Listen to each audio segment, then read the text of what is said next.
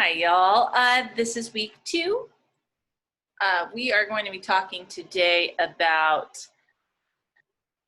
theater history a little bit, particularly in Western culture and specifically America. We are going to try to establish our style for this class. I'm pulling my info from this book. It's called Training of the American Actor. It's by Arthur Bartow, and most of the information I'm pulling is out of the introduction. It's a collection of essays. A lot of what I'm going to be talking about today is just pulled out of my own noggin from my my education. So I've been acting for, a long time, probably 25 years. But I caught the bug early on, probably when I was 8 or 9 years old. I remember an elementary class where I had to do some staged reading, and I felt it so hard. So since then, I've always had acting as a passion of mine, and so I've always pursued it in high school, college, a little bit, and then I started a theater in Bakersfield called The Empty Space. And I didn't just start it. A group of us started it, and it's still going on today. And I'm the artistic director, co-artistic director with another gentleman. So some of this is just knowledge I've collected over the years. I also went to graduate school, and I got a master's degree in theater from Cal State, LA. I lived in Los Angeles for a time, so I've been around the block.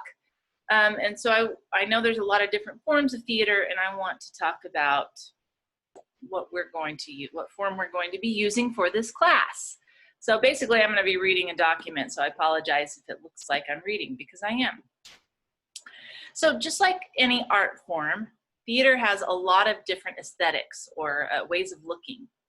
And it really depends on the social transitions in society, or sometimes the technological shift will spurn a new art movement. So I have a degree in art history as well. So the way the art moves with human advancement and kind of butts up or reflects painful growth times is really fascinating to me. So as society is straining to grow, art will often give a voice to that, or amplify that, or reflect on it.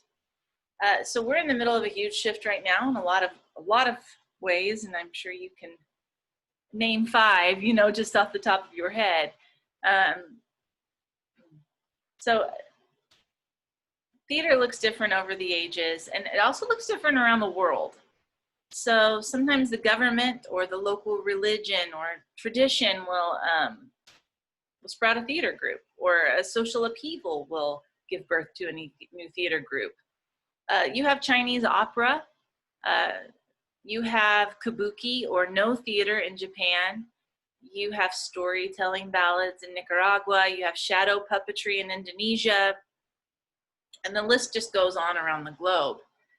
So in America, we do have our own kind of like folksy traditional theater as well. We've got like the melodrama, where you boo the hero. I'm sorry, you boo the villain and you cheer on the hero.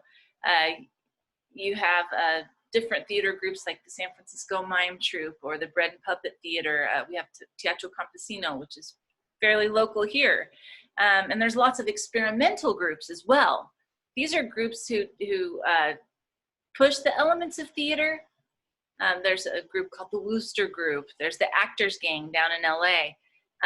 They just come from a long line of avant-garde innovators. But what we're dealing with in this class is realism. So by realism, I mean a natural acting style, where people are basically trying to duplicate human emotion. And this is like an antithesis to overacting or something highly stylized or artsy. If you think representational versus non-representational, an example of a landscape or a realistic portrait in art, that would be representational, versus something like Jackson Pollock, an abstract work, or something by Picasso, that's non-representational. So what we're doing in this class is more of representational. It's realistic. It's a naturalistic acting style. And we kind of take that for granted in America as the acting style. But I just, you know, I want you to know for your education, there's a lot of different acting styles that aren't just realistic drama. For me, I think I've tried a lot of different forms of acting, and realism is the form that I crave. I get the most out of it, and so I don't think there's anything wrong with it. I think it's pretty awesome. This is where you're gonna get, like, most movies are done in the realistic acting style. Theater wasn't always this way.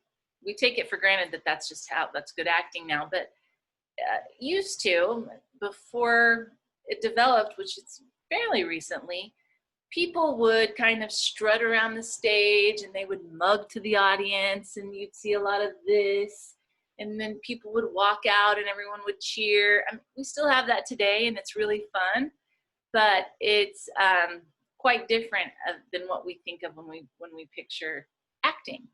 So oddly enough, this movement came out of Russia, this naturalistic style. And in particular, it was a man named Konstantin Stanislavski. This is the name you're going to need to remember for your midterm. So if you're writing any notes down, write this down.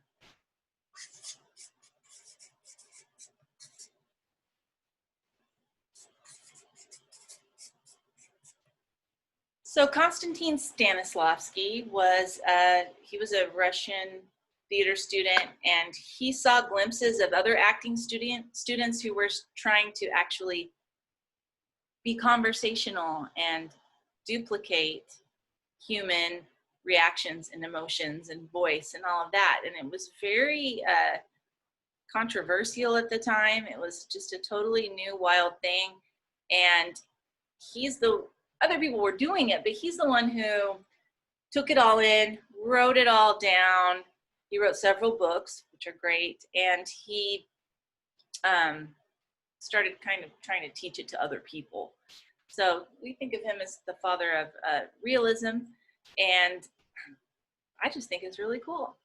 So Stanislavski, method acting, and if you're a theater major, you're going to want to look more into all of this. Thank you so much. And now I've got to go back to the thing where I was talking. There we are. Okay. Have a great week too. Bye.